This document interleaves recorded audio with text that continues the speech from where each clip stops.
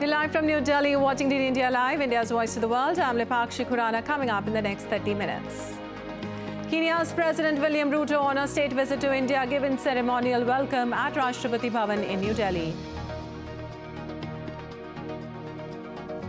Cyclone Michaung is making landfall today. Red alert for few districts in Andhra Pradesh. Israel presses ground offensive in southern Gaza as internet and phone services go down. UN chief urges Israel to avoid worsening aid crisis. And in sports, Hockey Men's Junior World Cup 2023 begins in Kuala Lumpur today. Two-time champions India face Republic of Korea in tournament opener.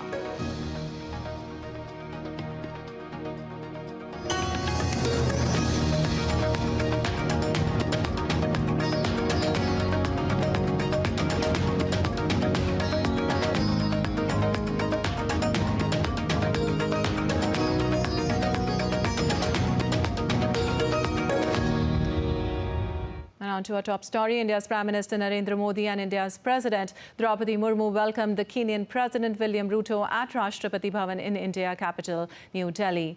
Kenyan President was accorded a ceremonial welcome and also inspected a guard of honor. Kenyan President said it is hoped that this visit will further strengthen relations between the two countries.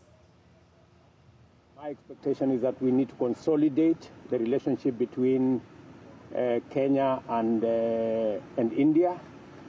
We are looking at how we can create partnership in the space of rural development, especially agriculture. We'll be looking at a space of how we can share in manufacture of vaccines, both for animal and human. We're looking at what we can do about genomics. We will be signing an agreement on also the digital space. We have a lot to learn from this great country, especially in the digital space. Also, Kenyan President visited Rajghat and paid homage to the father of the nation, Mahatma Gandhi, there.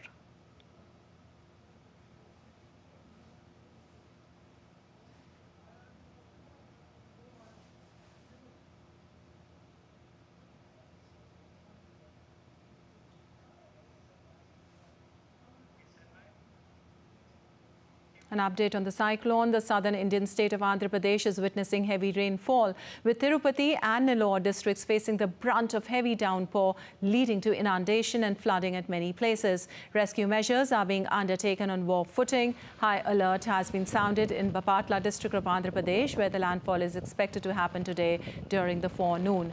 The Nizampatnam harbour in Bapatla district hoisted cyclone warning signal 10, indicating a severe cyclone. NDRF is already deployed and more teams are on standby to mobilize as needed. Total 180 trains have been cancelled due to the cyclone. Also, the district collector of Guntur district of Andhra Pradesh shared their preparedness on cyclone with DD News exclusively, as the district was affected by Michaung. Today, all the schools and colleges declared a holiday. The public suggested staying home for 2 days as the wind speed may be more than 100 kilometers per hour. Predicting disturbance in communications and electricity, district administration made arrangements with surplus staff to revoke them at the earliest. And rescue measures are underway as high alert has been sounded in Bapatla district of India's Andhra Pradesh, where the landfall is expected to happen today during the forenoon. NDRF is already deployed and more teams are on standby to mobilize as needed. We have rescued around 20 people now. Yes, people are calling us, and district administration has given us the numbers, and we are calling them, and we have a local guide with us, and we are continuously rescuing. Besides Andhra Pradesh, coastal parts of Tamil Nadu are also affected by the cyclone. Chennai city has witnessed heavy rains and thunderstorms in the last 24 hours. Cars were swept away as flood water flowed through the streets. The city continues to face massive waterlogging, while the airport, one of the busiest in India, has once again resumed operations from this morning after being shut down since yesterday.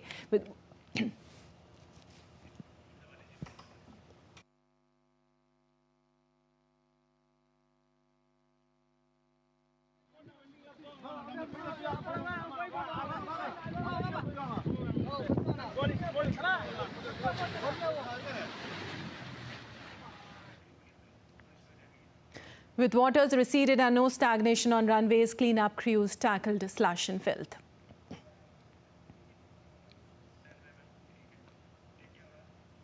Also, 3 survivors were found in Indonesia after the Marapi volcano erupted in West Sumatra as search operations, which were halted temporarily over safety concerns, resumed.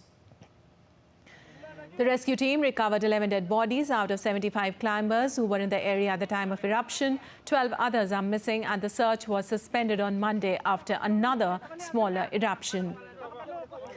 There were 49 climbers evacuated from the area earlier, and many were being treated for burns. Authorities raised the alert to the second highest level and prohibited residents from going within 3 kilometers of the crater.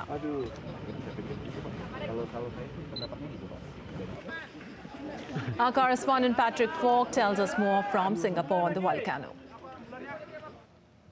Efforts had been halted on Monday due to another volcanic eruption. There was a new burst of hot ash, which was as high as 800 meters, according to officials, and that had made things very difficult, and conditions just weren't suitable to continue, so things had to be stopped on Monday. They have resumed now, but the situation is still very difficult. There is still a fear of further eruptions. There has been bad weather. And now we'll take you live to Hyderabad House, where Kenyan President William Ruto engages in extensive discussions with Prime Minister Narendra Modi. We're taking you live to Hyderabad House, where Prime Minister Narendra Modi is going to have extensive discussions with President William Ruto. Also, Kenyan President has been here since yesterday for a state visit to India, following an invitation from India's President. Modi ने Kenya के राष्ट्रपति William सामोई रूटो का स्वागत किया है और उनसे वे मुलाकात कर रहे हैं.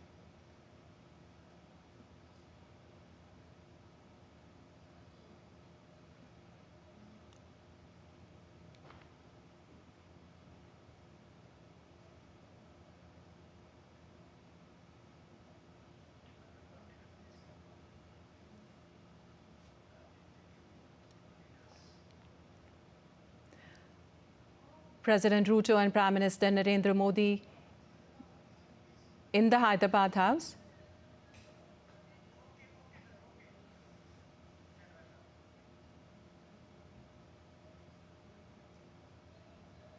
You're watching live from Hyderabad House, where Prime Minister Narendra Modi and President Ruto shook hands ahead of the bilateral talks today. And moving on, heavy snowfall has hit the Russian capital, disrupting traffic on roads and flights in and out of Moscow airports. Meteorologists say Sunday's snowfall, powered by a strong cyclone that formed over southern Europe last week, marked the absolute daily record in Moscow since observations began in 1878. Dasha Chernyshova has more from snow-hit Moscow. Moscow has been hit by the strongest snowfall in decades. It began on Sunday and continued well into Monday. The snowfall brought additional 23 centimeters to already high levels of snow in the Russian capital, according to Deputy Mayor of Moscow, Pyotr Biryakov. About 135,000 people and 18,000 pieces of equipment were involved in the snow clearing effort. The works are ongoing, but Muscovites still find it hard to move around the capital because of the strong snowdrifts. Authorities issued an orange weather advisory due to strong winds as well. According to meteorologists, Sunday's snowfall marked the absolute daily record in Moscow since observations began in 1878. According to meteorologist Evgeny Tishkovets, such snow cover is usual for February when snow piles hit their regular peak. Over 70 flights were cancelled at all major airports of the Russian capital, and at least 200 trucks got stuck in the snow since storm began and required assistance from road traffic workers, according to Moscow Transport Department. Dasha Chernysova reporting in Moscow for DD India. And France is hosting a finance-focused summit on climate and growth today, bringing together scientific and economic experts to address the challenges in keeping to commitments of the Paris 2015 climate agreement. DD India's Ross Cullen reports for more. Well, this will be the third event of what's known as the Rendezvous of Bercy for a summit focused on growth and climate, and it's taking place at the building you can see behind me, which is the French Ministry of Finance. It's hosted by Bruno Le Maire, who is France's economy minister, and the point of Tuesday's gathering is to bring together international personalities and experts from the world of economics and science. The first two editions in 2017 and 2019 had as their respective focus technological disruption and inequality and redefining capitalism in the 21st century. This event, the third edition here at the Ministry of Finance in Paris, has as its point of focus the environment and economic growth in the face of climate change. Some of the questions that will be addressed include how to finance the green transition and reconciling economic growth with the ongoing impacts of climate change. Now, Bill Gates, who's the co-founder of Microsoft, will be one of the main speakers at the event, along with the chief economist of the International Monetary Fund and the chair of the UK's Climate Change Committee. Over the past few days, the French President, Emmanuel Macron, has been attending COP28 meetings in Dubai, and one of the issues he has addressed is trying to ensure that countries that signed the 2015 Paris Climate Agreement continue to fulfill their obligations under the deal. In Paris, Ross Cullen reporting for DD India. And India has slashed greenhouse gas emissions by 33% from 2005 to 2019, highlighting the country's effort to promote renewable energy. DD India's Tapas Bhattacharya reports. India has shown remarkable progress in reducing its greenhouse gas emissions. India's emission intensity dropped by an astonishing 33% from 2005 to 2019.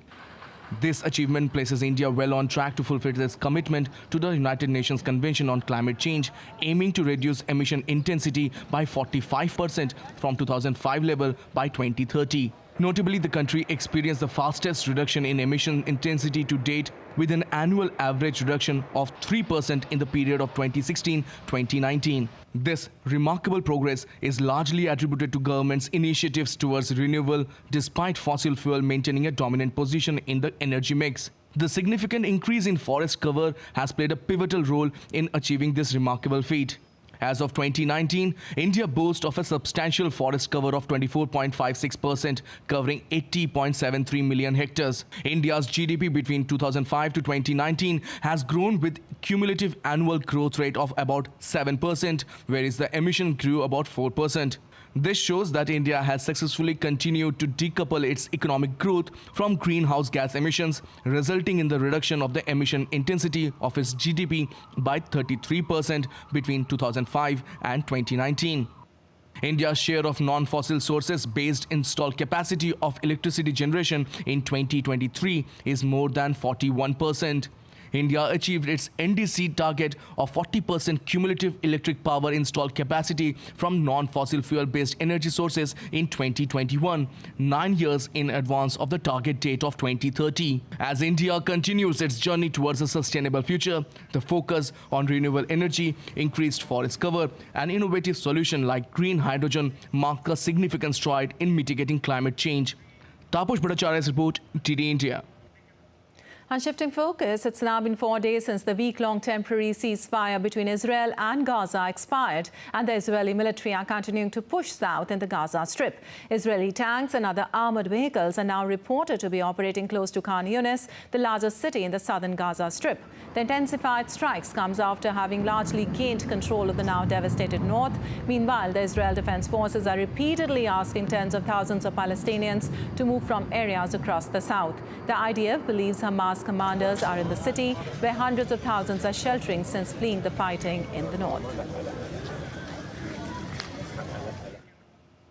An Israeli army spokesperson, Daniel Hagari, in a briefing said the Hamas deliberately embeds itself among civilians so that Gazans will bear the consequences of Hamas atrocities. He added that the forces are taking extensive measures to mitigate harm to the civilians that Hamas uses as shields. We have entered a new phase in our war against Hamas. Hamas broke the humanitarian pause when it violated the hostage release agreement by refusing to release women, children, and babies as agreed. Hamas also fired rockets at Israeli homes. It should be clear to everyone by now, Hamas chooses war. It has been 8 weeks since October 7th, and Hamas is still holding 137 of our people hostage. Babies, the elderly, women and men. Hamas does not value human life, Israeli or Palestinian. Hamas is willing to sacrifice its own people to advance its genocidal agenda. We will operate in maximum force against Hamas terrorists and infrastructures while minimizing harm to the civilian that Hamas places around them as shields. Meanwhile, United Nations Secretary-General Antonio Guterres appealed to Israel on Monday to avoid further action that would exacerbate the already catastrophic humanitarian situation in Gaza. UN spokesperson Stefan Dujarric said, and I quote, "The Secretary-General reiterates the need for unimpeded and sustained humanitarian aid flow to meet the needs of the people throughout the Strip. For people ordered to evacuate, there is nowhere safe to go and very little to survive on," unquote. After holding the first government consultations in 8 years, German Chancellor Olaf Scholz and Brazilian President Luiz Inácio Lula da Silva praised their close German-Brazilian partnership on Monday. Speaking at an event, Lula underlined the importance of a German-Brazilian declaration of intent on a partnership for socially responsible and ecological transformation. Scholz and Lula had signed before. Scholz was the first foreign leader to visit Lula in Brazil only weeks after his inauguration. And time for news from across the world now. An American woman died after a shark attacked her while paddleboarding in the Bahamas on Monday. The woman was from Boston and was with a relative when the attack occurred. The police said that a lifeguard rescued the pair. While fatal shark attacks are not common in the Bahamas, at least 2 others have been reported recently. Thousands of protesters have gathered in New Zealand's city squares, motorway bridges and in front of country's parliament to protest new government's policies that are believed to be racist. The protest action was called for by political party Te Pāti Mauro and coincides with the opening of New Zealand's 54th parliament later in the day. The relatives of victims of a deadly attack on a gold mine in Peru demanded justice. Peruvian Interior Minister Victor Torres said authorities were creating a sustained police action plan to combat illegal mining and help maintain peace in the area. 9 workers were killed and 10 others gravely injured in the latest attack, where men armed with explosives raided and took hostages at a mine belonging to Poderosa. The government blamed illegal miners and criminal groups. Denmark's Queen Margaret took to the stage to receive applause as part of the creative team behind the ballet The Snow Queen at Copenhagen's Tivoli. The 83-year-old monarch has been a creative force behind the scenography in Hans Christian Andersen's classic fairy tale. The Queen has been designing stage sets and costumes for the theatre since the late 1980s. Children and adults were delighted in Chile's capital at a Christmas Paris parade that paid tribute to the Walt Disney Company for its 100th anniversary. Crowds packed Santiago's main avenues to get a glimpse of giant balloons depicting iconic Disney characters such as Mickey Mouse and Donald Duck. This was the 12th edition of the Paris parade, which got cancelled during the COVID-19 pandemic. And still to come on this edition of DD India Live. 66 Indian airports are operating on 100% green energy.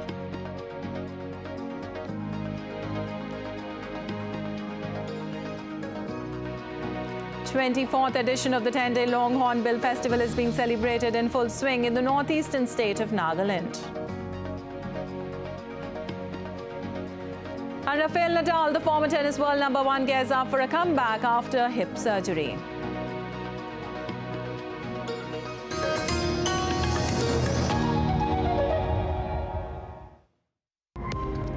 Do you know that every year, hundreds of thousands of Indian students go abroad to pursue higher education?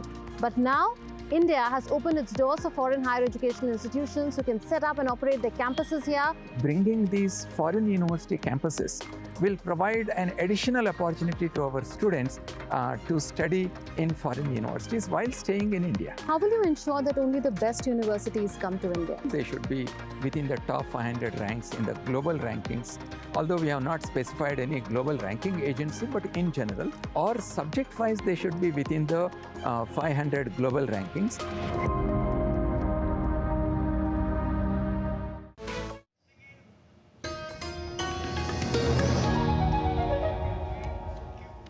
Welcome back. You're watching DD India Live. I'm Vipakshi Khurana, and let's take a look at other stories making news today now. New Delhi's air quality is showing no signs of improvement as the air quality index dips into very poor category in several areas as per the Central Pollution Control Board. In many parts, it is more than 300. The propulsion module of Chandrayaan-3 has successfully returned to Earth's orbit from lunar orbit by Indian Space Research Organisation. With regard to the propulsion module, the main objective was to ferry the lander module from GTO to the final lunar polar circular orbit and separate the lander. 3 workers were rescued hours after more than 10 feet trapped under the sack of grains due to a storage unit collapse in the Indian state of Karnataka. Heating system has been installed in Kankaria Zoo, located in the Indian state of Gujarat, to keep the animals protected from the cold weather. Pregnant women benefit from the health camp in far-flung areas of Doda in India's Jammu. The medical camp was organized to make locals aware about various health schemes by the central government. A special focus was made on pregnant women who visited the camp in large numbers. The 24th edition of the 10-day-long Hornbill Festival is being celebrated in full swing in the northeastern state of Nagaland. The Hornbill Festival in Nagaland, also known as the Festival of Festivals, is a vibrant celebration that highlights the cultural richness of the region. Empower Fest 2023 was inaugurated on Monday in India's Shillong to mark the International Day for Persons with Disabilities. The fest has been organized for the disabled in the State Central Library complex. The Viksit Bharat Sankalp Yatra reached Meerut in India's Uttar Pradesh on Tuesday. The yatra was organized today by Meerut Municipal Corporation, in which information about public welfare schemes of Central and Uttar Pradesh government were given.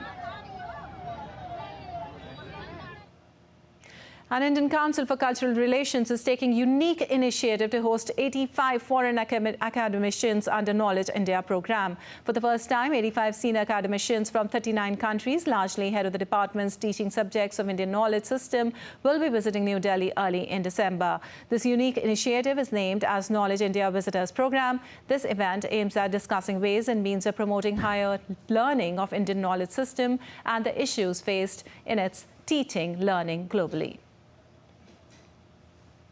We decided to organize this first of its kind Knowledge India Visitors Program. It's a conference, and some 85 plus foreign academics, largely heads of departments from 39 countries, are going to come to India. The Indic knowledge has reached to several countries, and today there are many universities that are hosting departments that are imparting Indic knowledge system related subjects. Now many of these departments are facing some challenges pertaining to adequate academic resources. Some kind of a solution is also kind of found out to these challenges. Well, Indian Minister of Civil Aviation General V.K. Singh said that airports like Delhi, Mumbai, Hyderabad and Bengaluru have achieved Level 4 Plus and Higher Airports International Council accreditation and have become carbon neutral. Additionally, 66 Indian airports are operating on 100% green energy. The information was given in a written reply in the upper house of the Indian Parliament on Monday. He also said that 14 airports in the country are being operated under public-private partnership. India's Ministry of Civil Aviation has taken several like mapping of carbon emission at the airports to maintain carbon neutrality and achieving net zero carbon emission. In business news, benchmark indexes Sensex and Nifty opened at fresh all-time highs again on Tuesday, aided by strong domestic macroeconomic data and elevated bets of a US rate cut in March, while analysts saw momentum picking up in the ongoing rally after the ruling Bharatiya Janata Party's victory in key state elections. The NSE Nifty 50 index rose 0.52% to 20,794.50 points, notching a record high in a row. The S&P BSE Sensex was up 0.54% to an all-time high of 69,204.10 as of 9:51 a.m. IST.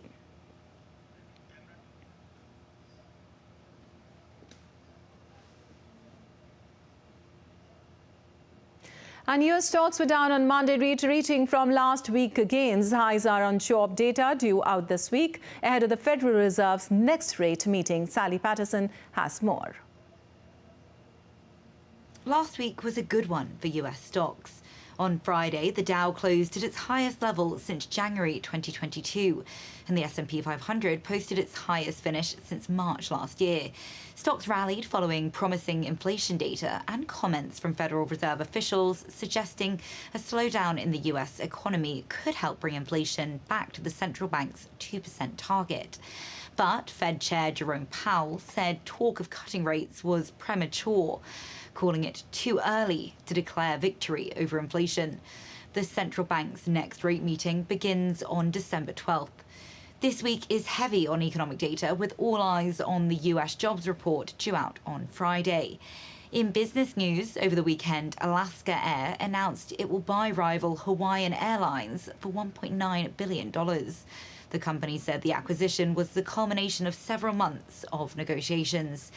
And music streaming company Spotify announced on Monday it will lay off around 1,500 employees. The company said the move would help reduce costs.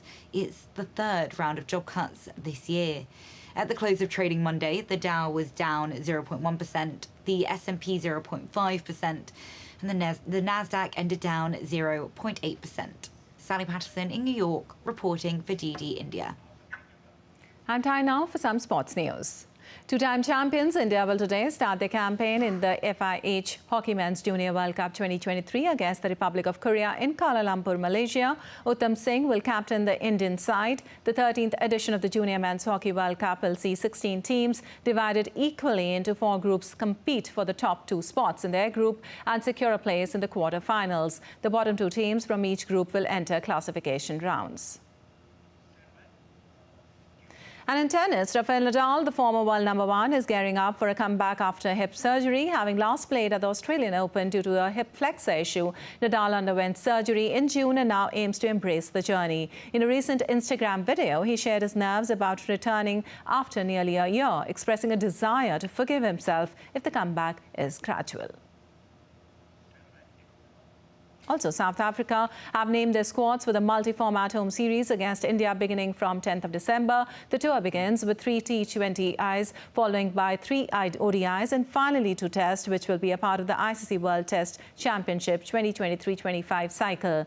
Temba Bavuma and Kagiso Rabada have been rested for the ODI leg of the tour and will return for test. Gerald Coetzee, Marco Jensen and Lungi Nageti will miss the final T20 as well as the ODI series. 3 players, all-rounder Mihalali Mapogwana, batter David Bettingham and fast bowler Nandre Berger have been awarded their maiden international call-ups.